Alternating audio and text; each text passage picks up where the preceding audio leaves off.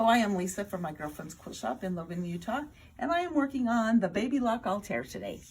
And I wanted to show you how easy it is to put a basting box around a design. Now, why do you need a basting box? Do you know what? A lot of times if you're floating fabric, you know, on top of your stabilizer, it's nice to put a basting box.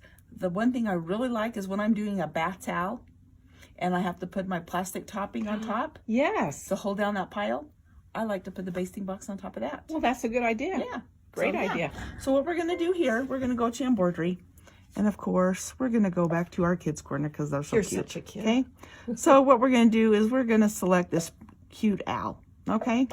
So if you're, for instance, saying that you're going to put this owl on a towel, we're going to come in, actually, once we press embroidery. Is that the only time you would put a basting box is if you're floating? If you're floating or if you want things to, you know, kind of stay in place so it doesn't shift. What floating is. Okay, so floating is going to be if you like hoop your stabilizer, like in your hoop, and then you're going to add your lay your fabric on top of that. Okay, so there's a few different ways you can do that.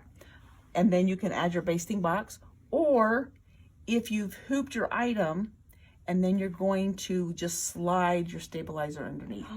Oh, so there's two different things. There's and so this eliminates having to use pins or something or glue. Yes. Or a spray or anything. Yep. Okay. Yep. All For right. sure. I like that. Okay. So now we have our owl here. So once we press, you know, let me just take it back here. So once we press, we've set this design.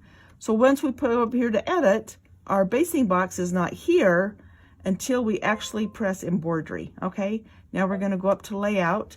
And this little flower right here with the little stitches around it, we're going to select that, and it automatically puts that basting box around that. Can you move that basting box bigger if you want it bigger? Do you know what? We sure can. So let's just go out here. We're going to take that off. We're going to come up here to our settings page, and let's see, basting embroidery basting box distance. So if we want to have that basting box farther away from our design, this is what we just did. We just put the plus button. Now we're going to put that basting box back, and now you can see that it's not touching the owl at all.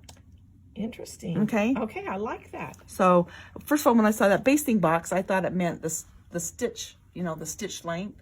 But what it is it takes that out or further closer to your design. Okay. So. Well, I like that. All right. Learned another thing today. Okay, well, awesome. Thank you. Okay, thank you.